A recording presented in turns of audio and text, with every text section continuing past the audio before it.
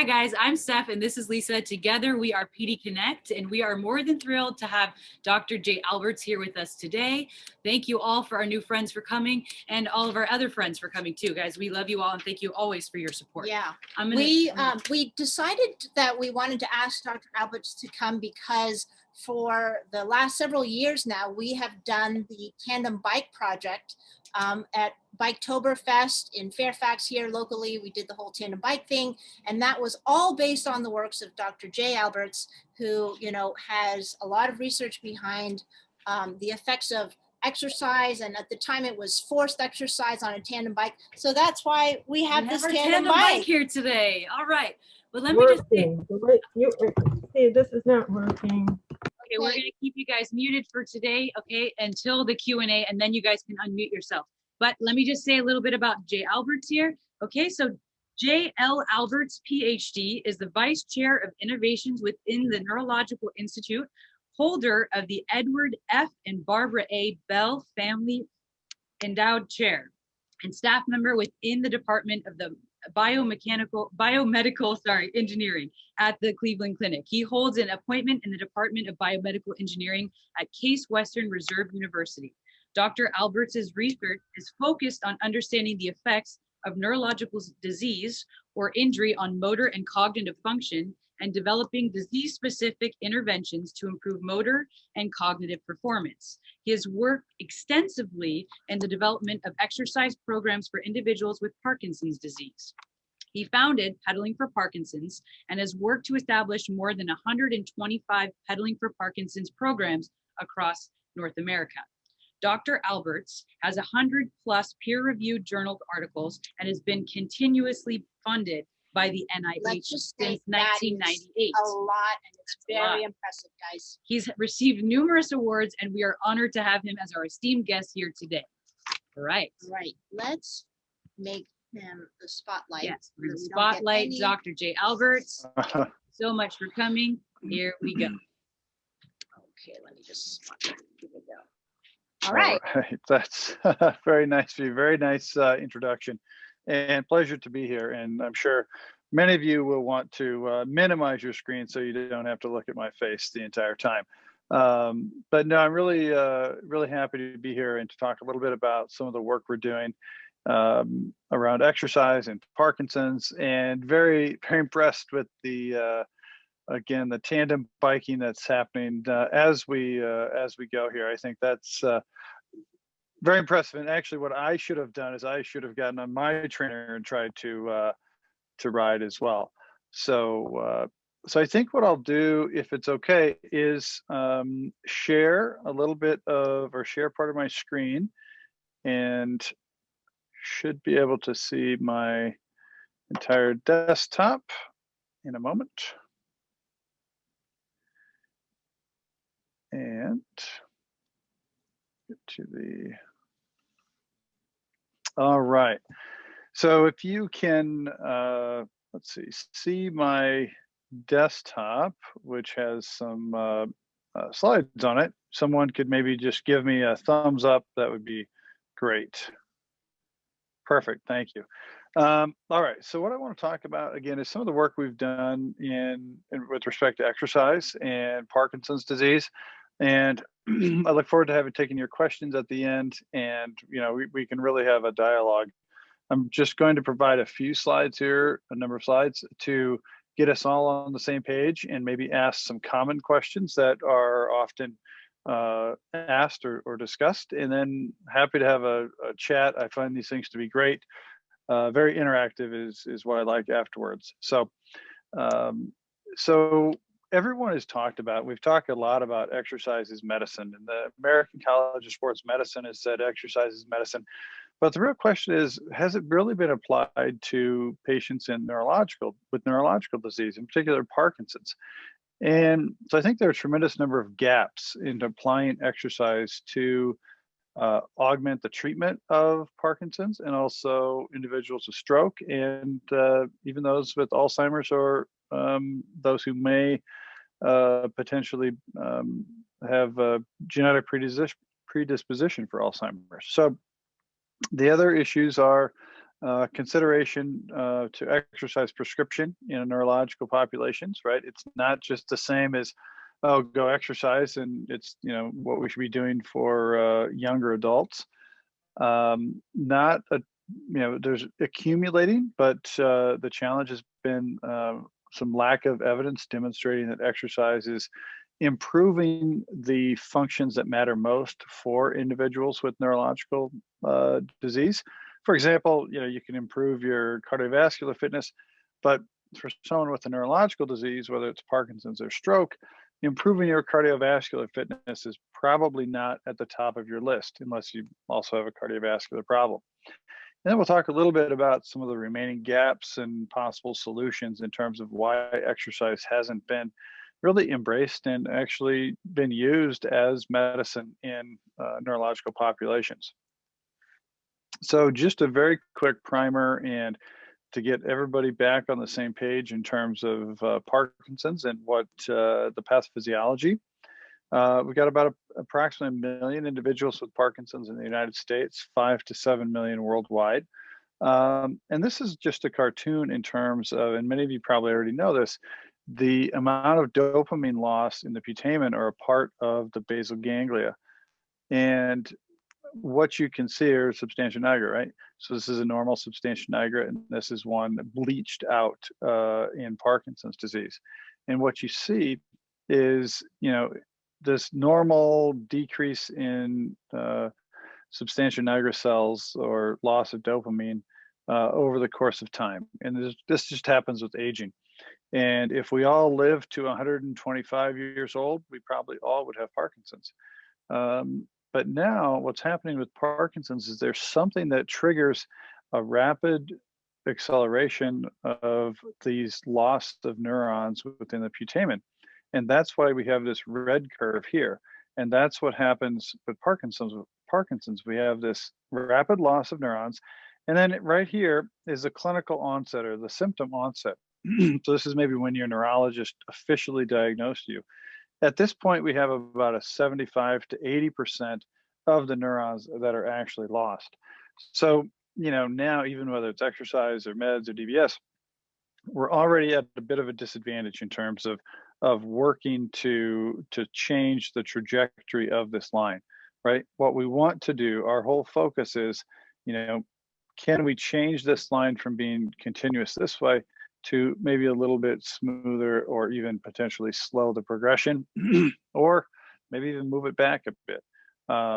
I will say one of the things we also are looking at is trying to identify patients earlier in the disease, doing that through some olfaction tests. And also there was just a recent paper published that showed that changes in your instrumental activities of daily living. So these are things like shopping, going to the store, balancing a checkbook, things like that.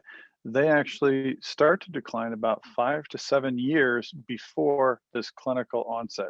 So we have some things in my lab that we're doing to hopefully identify people earlier in the disease. And then if we do identify them earlier in the disease, maybe we can, again, flatten this curve off a bit in terms of its downward slope. So we think about, Lisa and I was very kind in giving me a very nice introduction.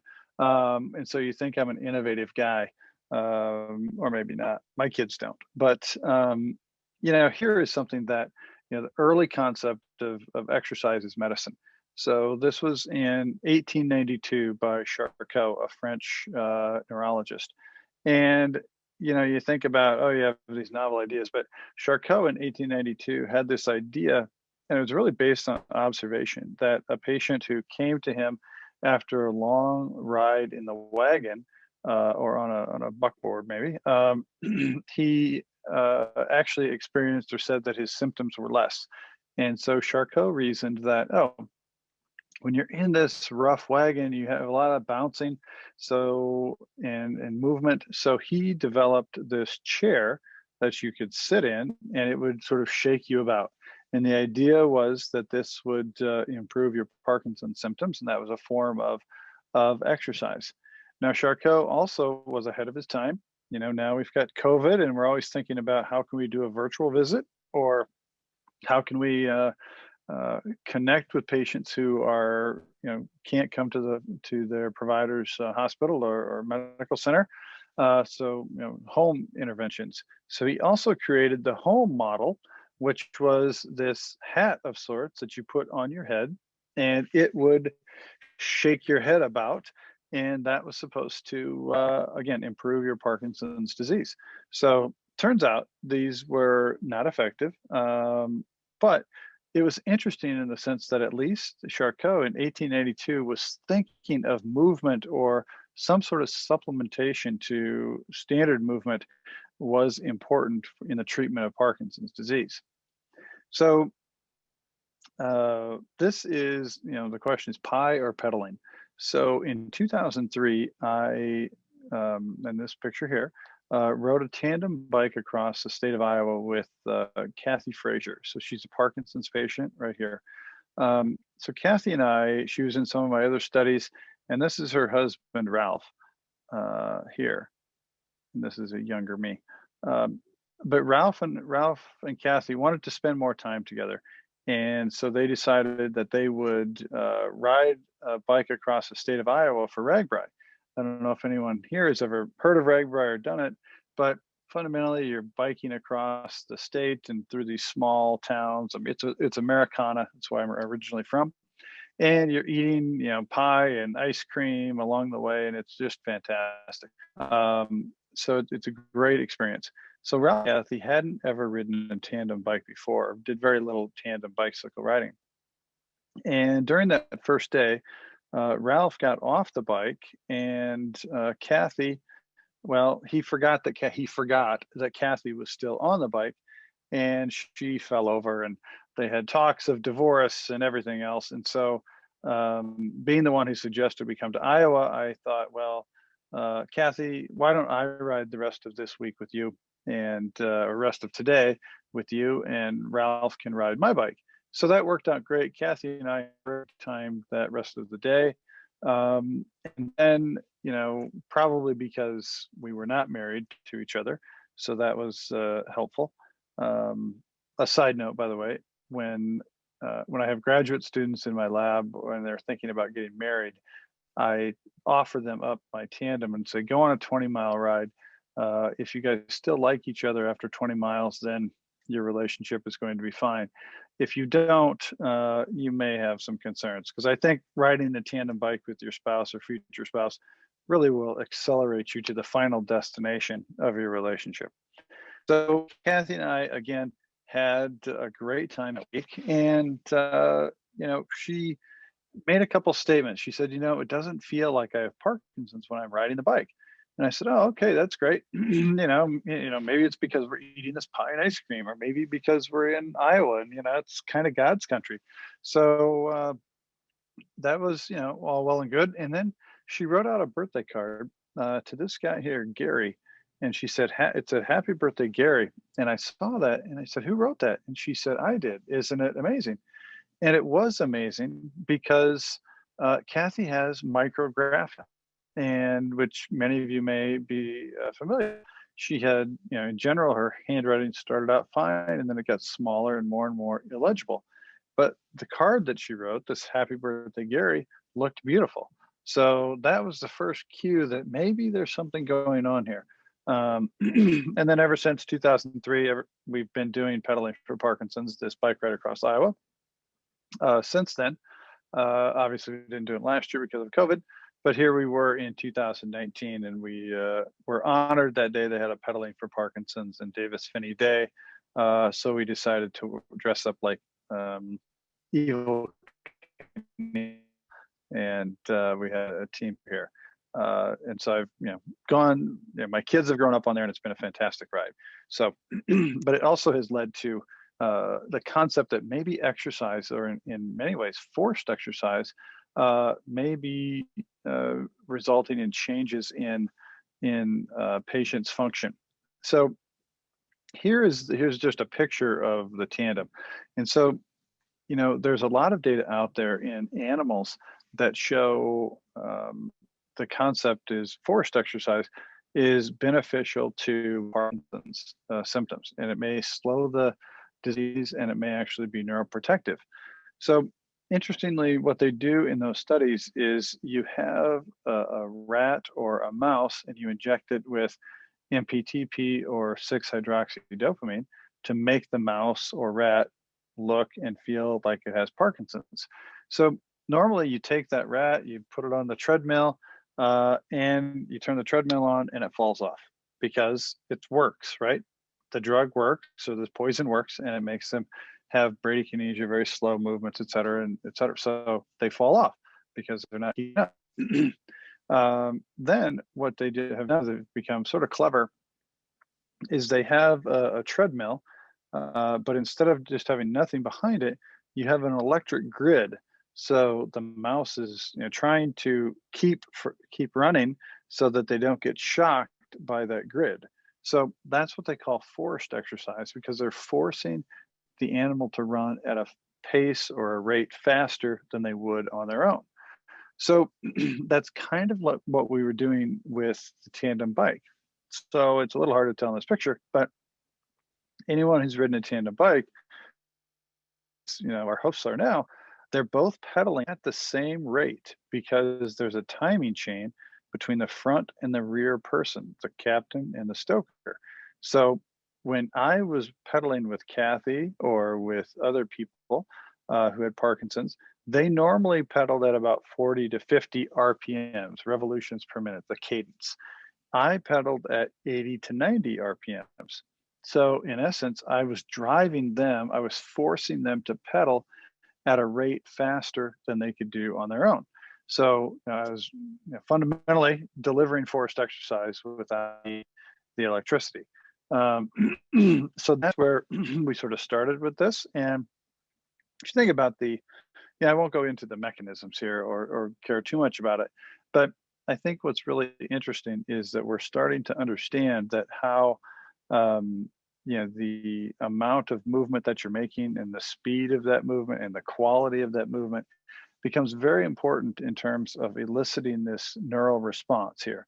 And we have a lot of data now to show that the pedaling rate seems to be, or the cadence or RPM seems to be an important factor in getting a positive benefit from exercise.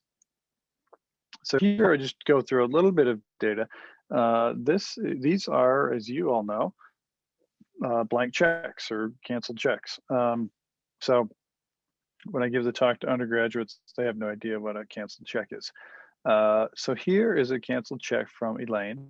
This was in 1996, before she was diagnosed. She was diagnosed in around 97 or so. And you can see in 1999, her handwriting is getting a little smaller, a little more illegible.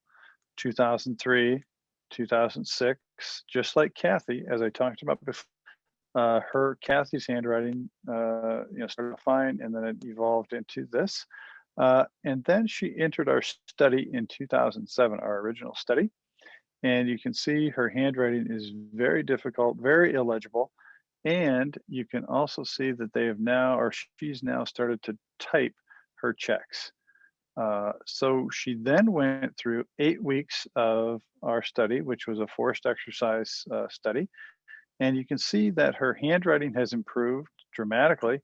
It's not what it is in 1986. We're not turning the clock back, 10 or 15 years, but it certainly is better than what it started at. And you could argue it's probably better than, 2003.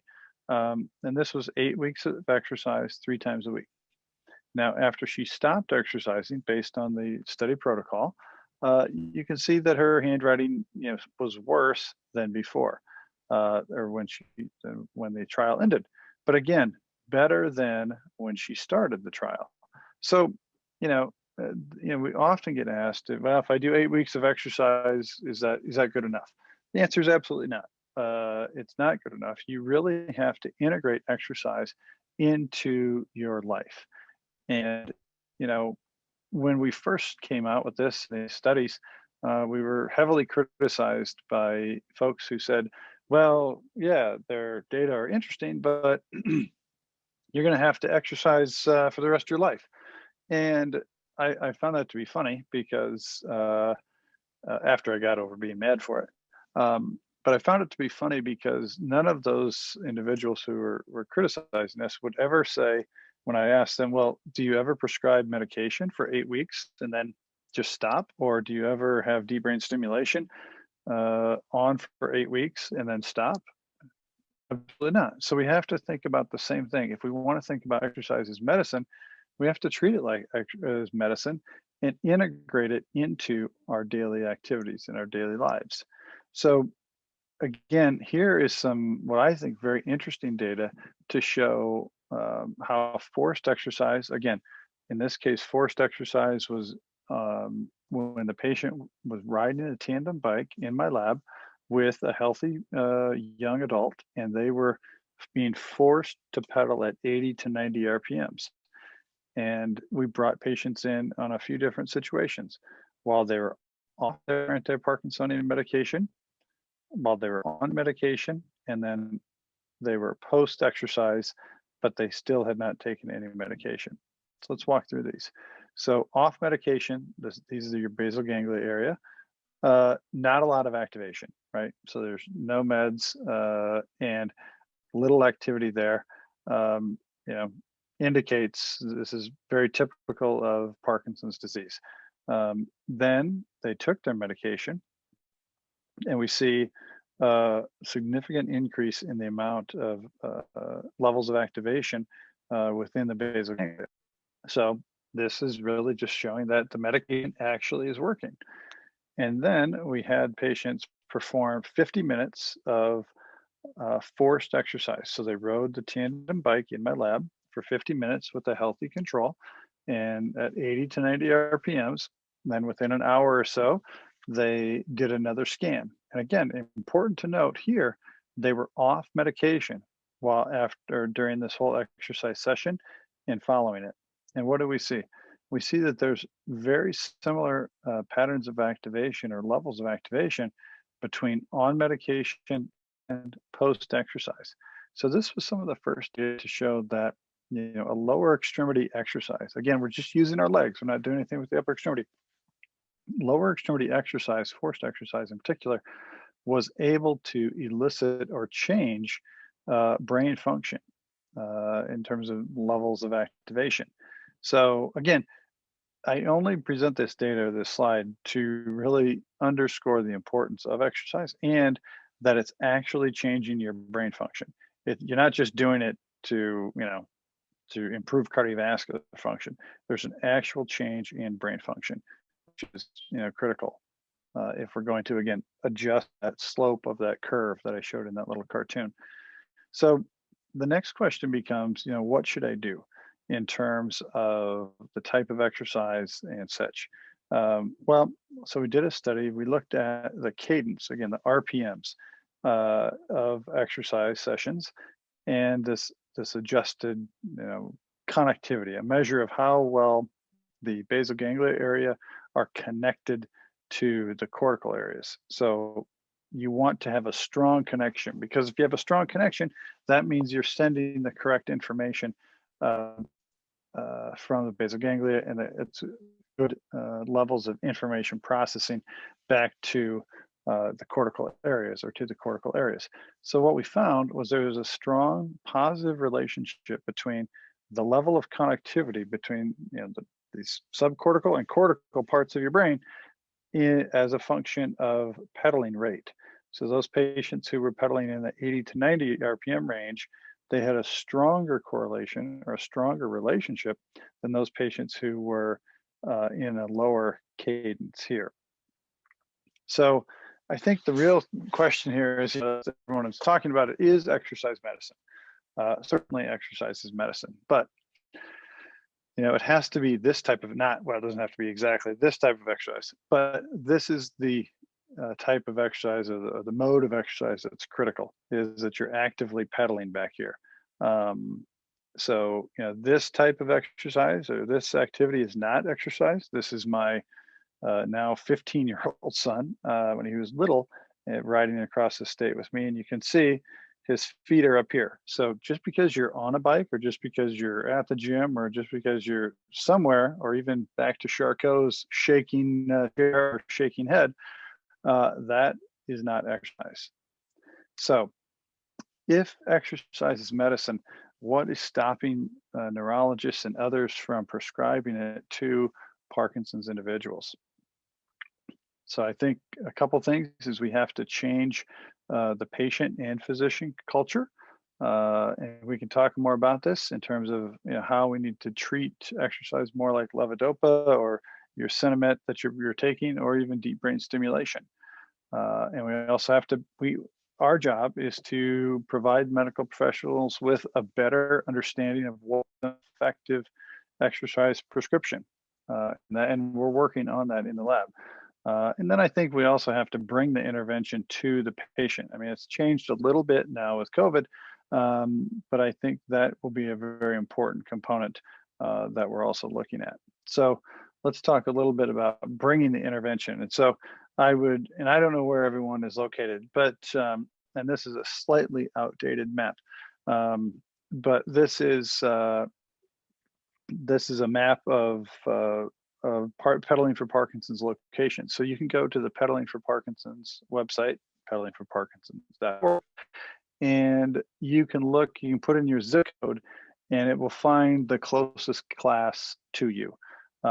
So again, would encourage people who once we get over this hump with respect to COVID, if you're looking for a place to exercise or looking to exercise with people who are doing a protocol that is sort of proven, and they're really good, overall great people who are doing these, running these classes out of mostly YMCAs, but other community centers as well. Definitely reach out to them and see if you could join them. So we actually did a study recently to study or to evaluate how well individuals with Parkinson's attended these classes. So we had 5 sites, 3 in Colorado and 2 in Washington. One way up north in Linden, Washington. So this was a community-based disease intervention.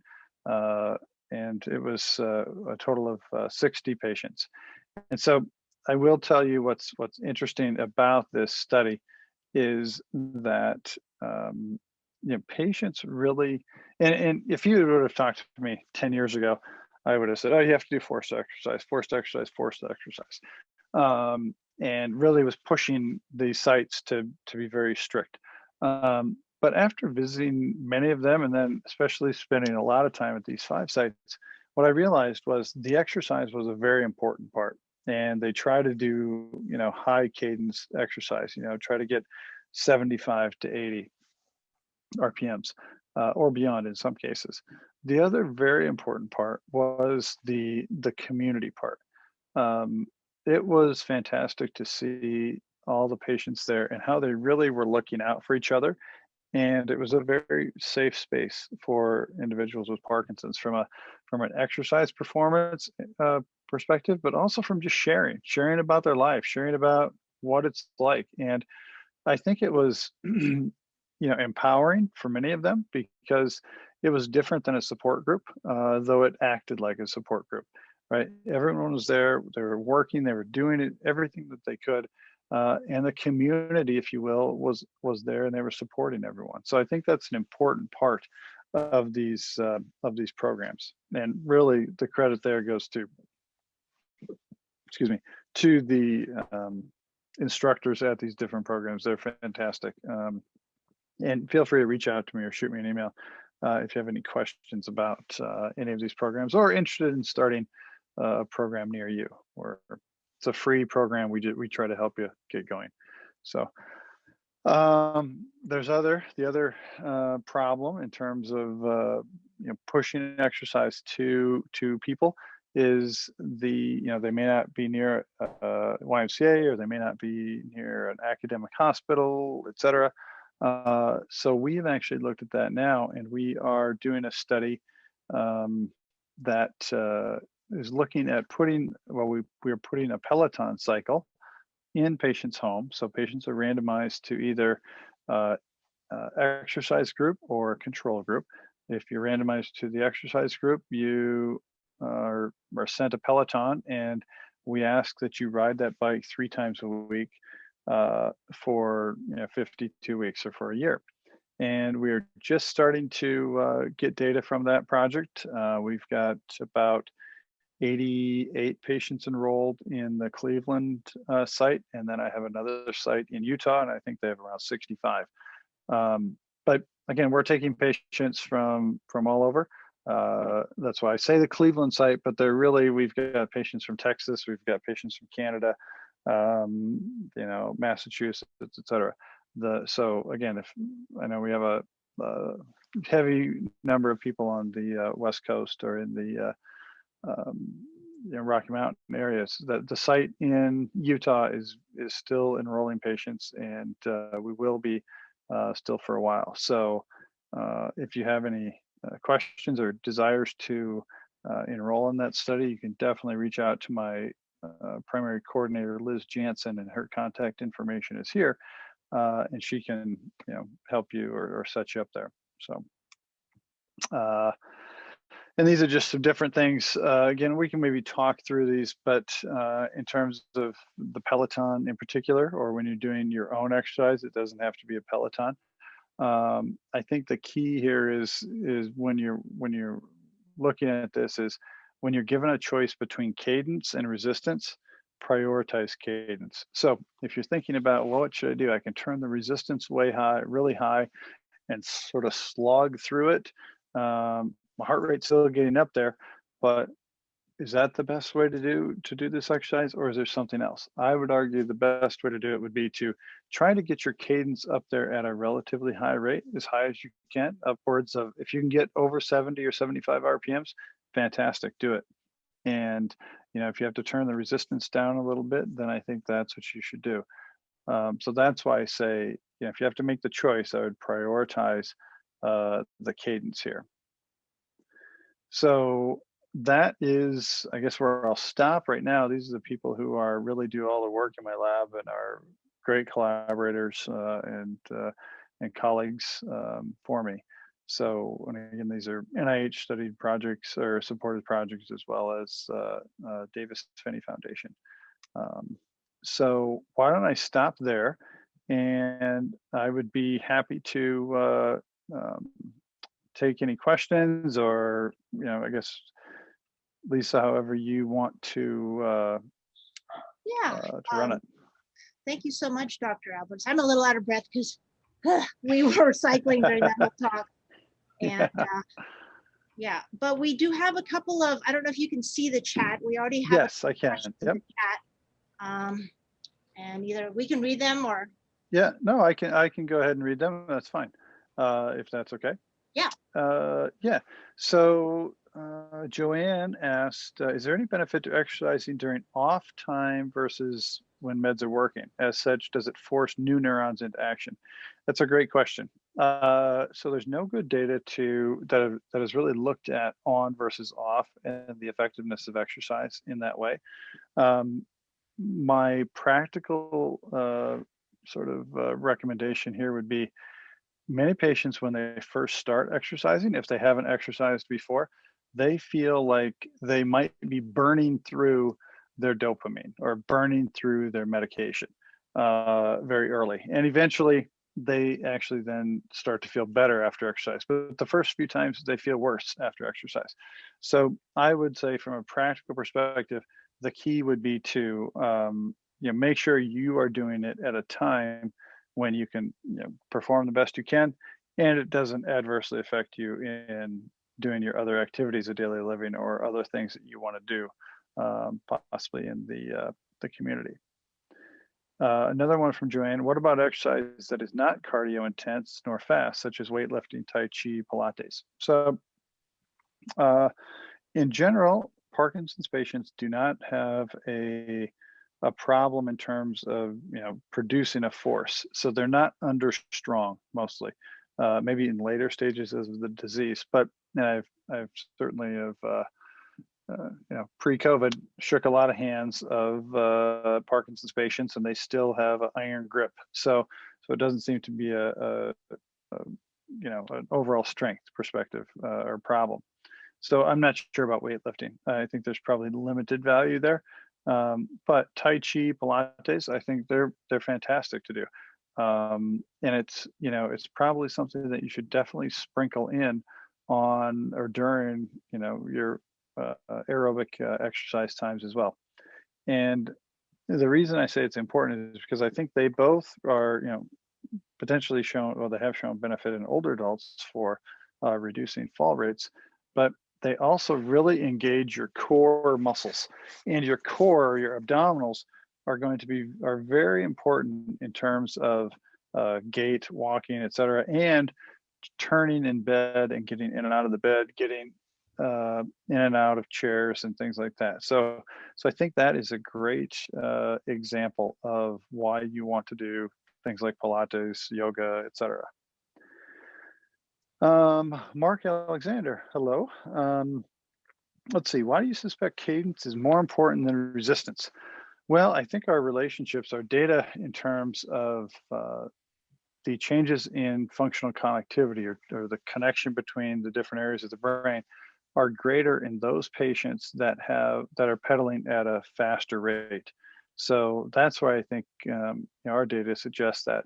And then what's the mechanism there, I think? Well, I think what's happening is when you're pedaling at a faster rate, you are, every time you make a movement, might make some movement, that signal goes back to my brain, right? So if I'm pedaling at a slower rate, less information, afferent information is going back to my brain. If I'm pedaling at a faster rate and a more continuous rate, then I'm increasing the quality and the quantity of information that's going back to my brain. And the idea is that if you can increase the quantity and quality, that's actually going to trigger this change in neurotrophic factors in the brain. And so there's lots of animal literature to support that concept. So that's why I think it's probably a little more on the cadence side resistance. Let's see, could I give some other, this is from Eleanor. Could I give some other examples of forced exercise scenarios we can practice if we do not have a tandem? Great question. So there are lots of other things. I think actually probably the most relevant or very similar first you could use a treadmill, but the caution with treadmill is, you have to be safe. Nobody wants to be that rat or mouse that gets kicked off because the treadmill's going too fast. So I'd be very cautious to suggest that. But there are some really nice papers out that look at tango dancing. And I actually think that tango dancing is very similar to forced exercise. It may be slightly less aerobic, but what it has is you are going through movements, you're doing movements that you wouldn't normally do. And it's being guided and directed to some degree by another individual. So let's see.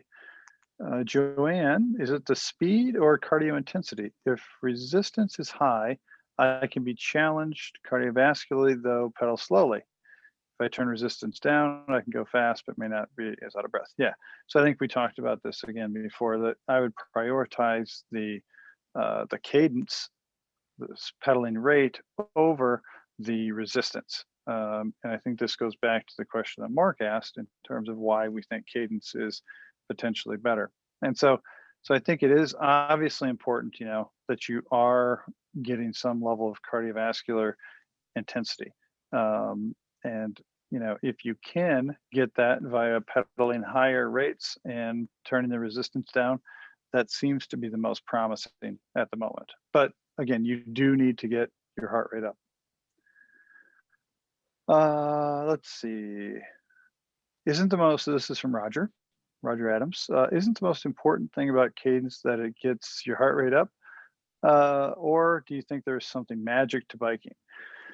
Yeah, I don't think there is something magic to biking, but I certainly like it.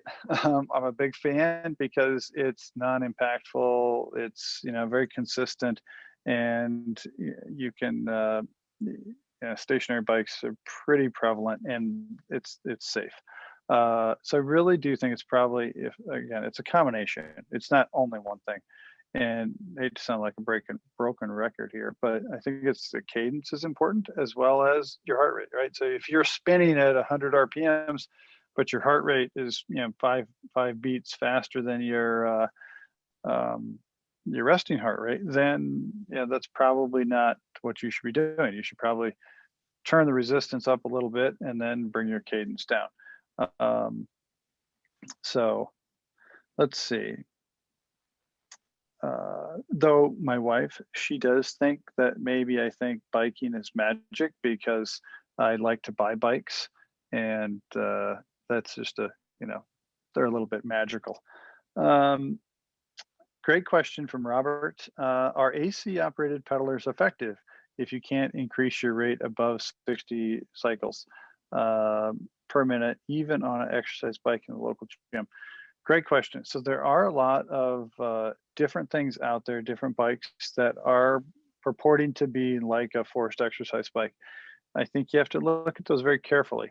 My review of the market not too long ago, suggests that they are not necessarily doing what we're thinking here. So what sometimes can happen if they don't have a feedback loop, then it's just like those old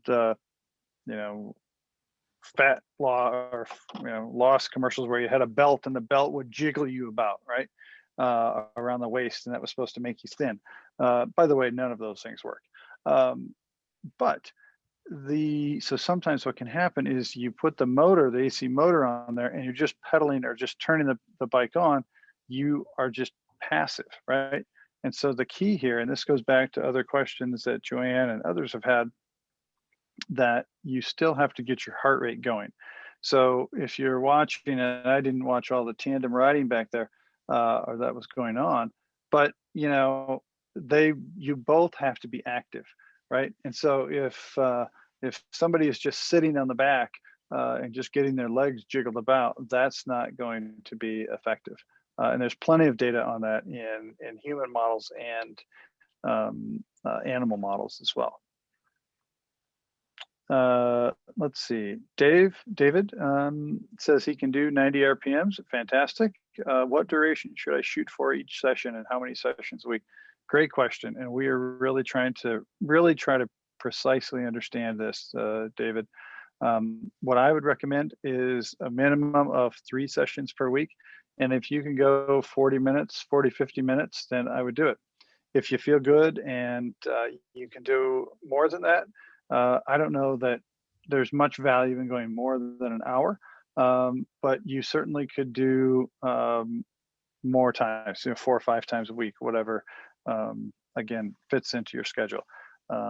It's been neat over the years to see how people have integrated this into their life. And one person in particular, Nan Little from Seattle, she used to send me pictures when they were in Montana. They're fly fishing, and she would bring her trainer with her, and she said, first I pedal, then I can fish. So does it every day, and I know a number of patients do as well.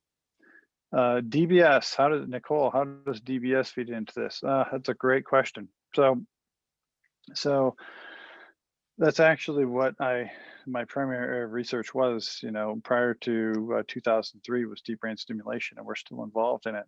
And unfortunately, our studies, because of study section, usually preclude us from using deep brain stimulation in patients. However, I think if you have DBS and if you're able to do this exercise, you absolutely should. There's nothing preventing you. DBS doesn't do anything to prevent you from exercising. So I think they are, again, hopefully working together to improve function and to change the slope of that curve.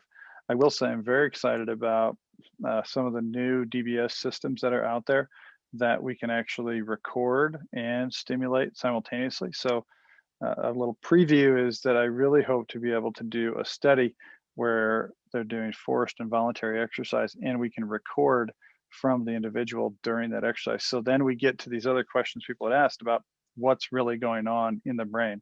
So I'm very excited about that.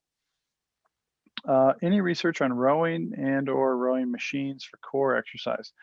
I don't know about rowing in terms of Parkinson's, but I know many people have emailed me and talked about that they're doing that, and you can do the same sort of strokes per minute, the high rate, which is great. And I've done some rowing myself. I think it's fantastic for core. It really, especially if you keep a strict form, I would highly recommend rowing for across the board. It's a good thing to switch things up as well. Roberta asks about recumbent bike, and does that give the same results? Yeah, so Roberta, many of our first studies were on recumbent bikes as well, and we had very positive results there. So again, if you can get a cadence that is up there and safe for you, then I think a recumbent is great. Again, the upside of a recumbent is that it's for many people sometimes easier to get on and off, and you don't have the, so if you look very carefully at Lisa's bike seat back there, it's not very big, and that can be a way that dissuades some people because the recumbent has a little bit bigger seat usually. So that's important. All right. Richard, let's see. How important is heart rate when determining exercise dosage? A 2017 study suggested heart rate 80 to 85 was beneficial, but I find that I usually hit 70 to 80. How important is heart rate? What's the best way to determine it? Great. Fantastic question, Richard. That is probably the study you're referring to is the SPARKS-2 trial from Dan Korkos. That's a great project, great study. And now we are actually collaborating with Dan and others there to do the SPARKS-3. And we will be testing whether, 80 to 85 or 60 to 70, I think, is a better, which one of those is better in terms of exercise intensity. So, your first part of the question is, I'm not sure which one is better yet. Again, the preliminary data suggests the higher intensity, but we'll really prove that out in this next SPARKS-3 trial. So we're really looking forward to that. And I would encourage you actually to go to the SPARKS-3 website. I don't remember what it is, but if you just Google SPARKS, SPARX 3, you will find a great website. And again, I think you can probably put your zip code in, and they'll show you all the different sites that are near you.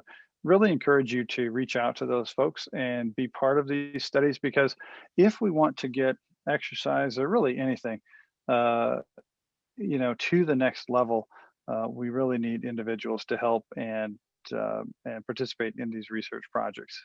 So I think if you do these, I always tell our patients that, if you're participating in research, you really are a pioneer in Parkinson's and making a great contribution. All right, Sandy, if one is able to cycle by themselves and can cycle at 90 RPMs, it would not be necessary to ride a tandem, right? Or is there another reason to cycle tandem? Well, first of all, you want to cycle tandem because you like your partner, right? As we see here with our hosts, sort of. You like them sometimes, that's fine. Yeah, so if you can hit 90 RPMs on your own, no, there would be no reason to in that regard, other than the social aspect. And so I think that's fantastic that you're doing that and able to do that. Now, unless, Sandy, you're married and you don't want to be married to your husband any longer, then you might want to get a tandem. Let's see, Anne asked a question, and I'll come back to that. Oh, here we go. Yes, Anne's question: would mirroring the instructor benefit movements as in cardio dance resemble the tango? That's a fantastic question. So maybe you're asking about like the commercially available mirror that's out there right now, where you replicate the movements that are performed or shown to you. That's a great question, and I don't have any good answer for that in terms of there's no data on that at the moment. So that's definitely something that would be important. So now I will tell you, we did a study looking at dual tasking, and that was a large physical therapy component. And much of that was, we didn't use the mirror, but they were physically, sort of mirroring activities that the physical therapist was doing, and doing some cognitive tests at the same time, or tasks at the same time. And we did show a very nice positive result there. So I do think it's probably beneficial. The question would be, I'm not sure I would use that as my sole method of exercise, or a way to only do that type of activity. Any recommendation on how fast I need to be walking, jogging on the treadmill? I do not. I think the key there is really safety. You have to be very careful on the treadmill, and just make sure that you're okay there. But I don't have a specific. Again, if you are safe, then I think you have to have as much as your cadence as possible. And I just can't emphasize enough the safety, because we'd hate to have a fall and a broken hip or something like that. What are my thoughts on high intensity interval training? High intensity interval training is great. These are short periods of very high intensity, where you might be pedaling really, really fast, or increasing your heart rate really high for a very short bit of time, and then coming back down for a little break, if you will. But still, usually it's an active recovery. I think HIIT training is fantastic to build aerobic fitness, strength, and everything else. It's painful. I do a lot of it, but it's painful. But overall, I'm a fan of it. And if you can do it, I think that's fine. The key here is that you have to, from a cardiovascular perspective, make sure that you're okay to do it. Again, we'd hate to have any adverse events from a cardiovascular perspective. So I would definitely not recommend HIIT training unless you've been exercising for a while, and you have some clearance from your cardiologist. Racquetball, table tennis, pickleball, big fan. I think table tennis is great. Not as familiar with pickleball, but racquetball as well. Again, this hand-eye coordination is fantastic, and I would add that into your repertoire of exercise, just to keep things different and changed up a little bit. And they're great community or social activities. Great question from Eric related to, is it better to exercise on Sinemet or without meds? Increased benefit on meds or not? I think the question there is, if you're just starting, as we talked earlier, you're going to feel that maybe you're burning through your Sinemet or your meds. But over time, usually you start to feel that it's actually making you feel better. So again, from a safety perspective, I would tend to say that you should exercise while you're on meds, because we wouldn't want you to fall or something that if you are off your meds. So Frank Pratt asks, how should intensity be determined when lifting? Reps, sets, rest intervals, times per week? Great question. So what I would tend to think of here is, if you are lifting weights, which is fine as part of, but again, I wouldn't look at this as my only, think of exercise selection here as a salad bar, right? You go to a salad bar, you don't just get the whatever those little peas are that are so tasty, snap peas or something. You get lots of different things, right? And I think that's how you should approach exercise as well. Have that aerobic component there, but if you want to play tennis, you want to do these other things, great. You want to lift, great too. I think the key with lifting is, you're probably not looking to get super strong or bulky, whatever. I would recommend higher reps and a little lower weight. And the other key there is to really focus on your form and the control of the weight. And, you're doing curls, there's things out there to really ensure that you're just focusing on the activity or on the muscle itself, and you're not potentially injuring yourself by flopping around and hurting your back. Because again, back pain is not something to mess with, and we don't want you to have back pain because you were doing improper form, and now you're, not doing anything. Is any aerobic exercise just as good if the heart rate is increased? I would say we don't know exactly, but probably. I think if you have heart rate plus a high cadence, then I think that it's good. I don't have a specific stationary bike that I would recommend. There are a lot of good bikes out there. The key to me is, find one, and these are pretty common. Find one that you can adjust the resistance and that it monitors your pedaling rate or your cadence. That way you can see it and sort of track it over time. And here's one. Is there a way to include someone who may have a balancing problem? Great question. Staying astride the bike. That's a great question. So yes, definitely want everyone to hear that we don't want you having problems if you have a balance problem, if you can't get on and off the bike, a standard or a traditional bike, then we don't want you to do that. This could be an opportunity, though, as someone else asked earlier, I forgot who, as a recumbent bike.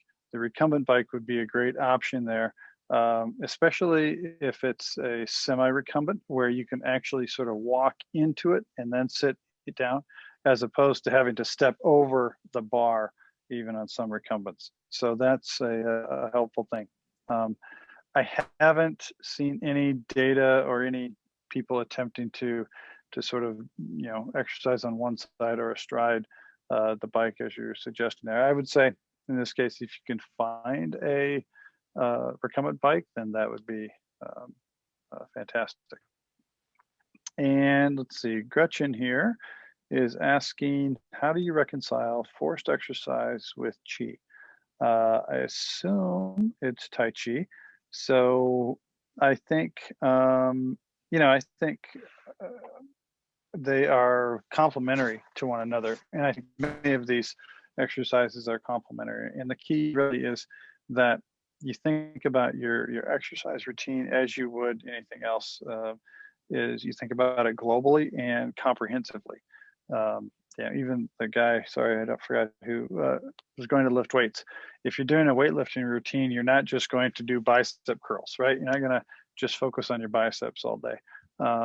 Similarly here, I think we have to focus on an aerobic component, if possible. Again, high intensity and a high cadence, as well as core exercises that I haven't done a lot of Tai Chi, but I think it is critical or excellent exercise for core strengthening, which is very, very, very important for everyone, but in particular for individuals with Parkinson's. So that, I think, brings me to the end of the questions, Lisa.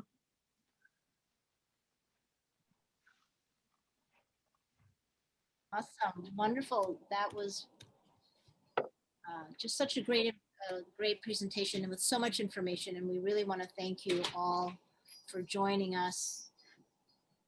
I think we're getting locked out. That whole thing about riding a tandem with your spouse, be very careful. Yeah, you're very true about that. I would never ride with my husband. That would be over in a second. So, yeah. Excellent. Well, thank you guys so much for joining us. Thank you, Dr. Jay Alberts.